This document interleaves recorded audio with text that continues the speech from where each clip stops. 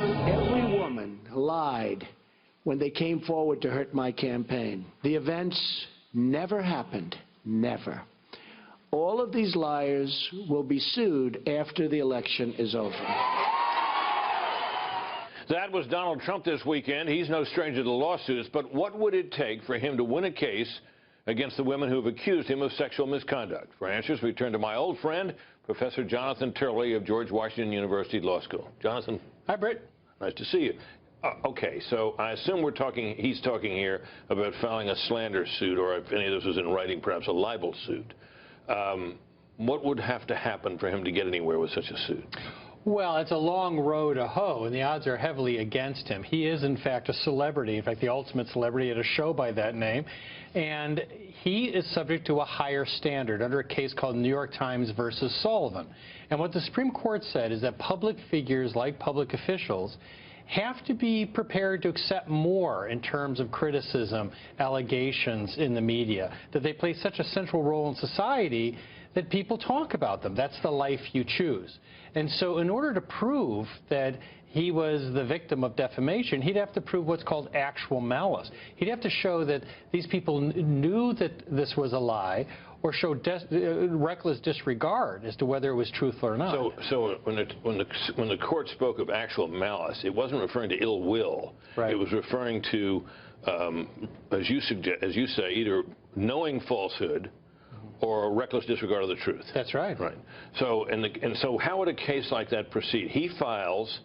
Defense answers, presumably they then go to discovery, right, in which each side's lawyers get to question the other party.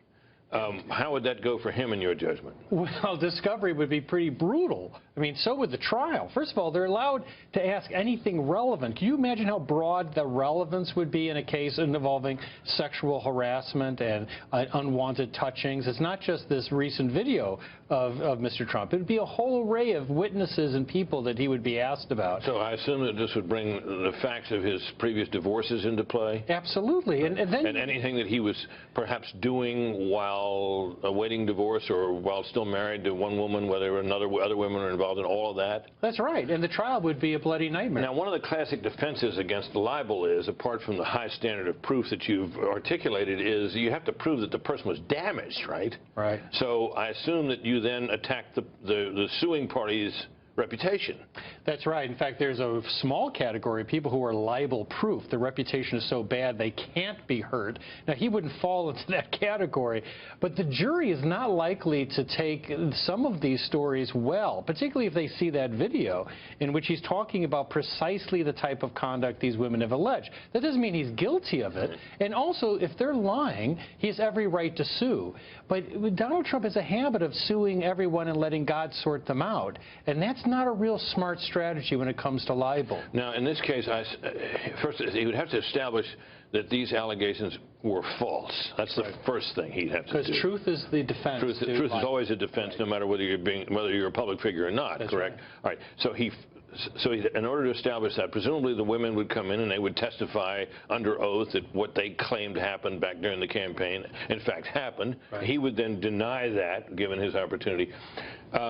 If it's a he said, she said situation, I mean, I know that there's a butler at Mar-a-Lago who might be prepared to testify that he didn't see that conduct that was alleged. But in most of these instances, I assume it's a kind of a one-on-one deal. He said, she said. How does that usually work out? He would have to throw a perfect game at this trial. He has to knock out every one of these women. He has such overwhelming evidence that the jury hears all of these accounts, sees potentially that video of his talking about what celebrities can do, and discounts them all. Because this is one of those types of cases where if they believe a couple, they're likely to believe them all. Right. And so the odds are heavily against him.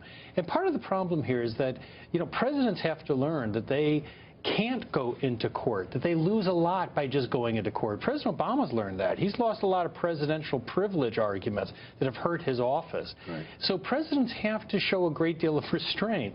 And in this case, you look at this, and if I was his lawyer, I would say, look, the first question is, are they lying? And if they are, you have every right to sue.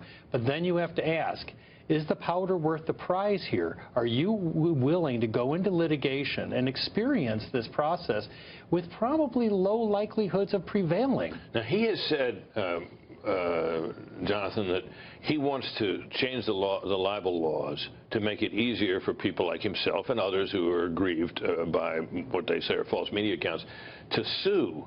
But that's not something Congress could do, is it? No. New York Times versus Sullivan is based on the First Amendment. Unless he's going to change the First Amendment, and God help us if that's what his interest is doing, he can't change this standard.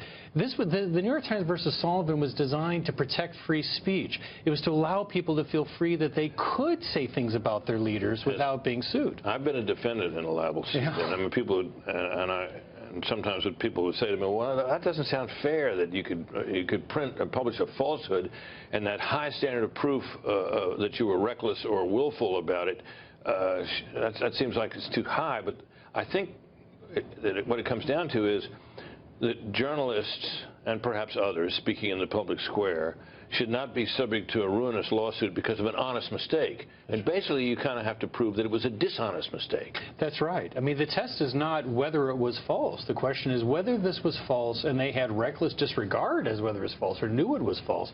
That's rarely the case. And so Donald Trump could be right. These women could be falsely accusing him. But the Constitution demands a certain degree of breathing space for people to talk about their leaders. And that comes at a cost. There's a lot of bad speech out there. There's a lot of terrible things said on the Internet, particularly by people who use anonymity. But the value is that we have a robust free speech in this country. And that's what it's designed to protect. Yeah, it isn't always pretty, is it? It's not pretty, but it's helped us so far pretty darn well. Jonathan, what a pleasure. Thanks very much. Thanks, Brent. Good to see you.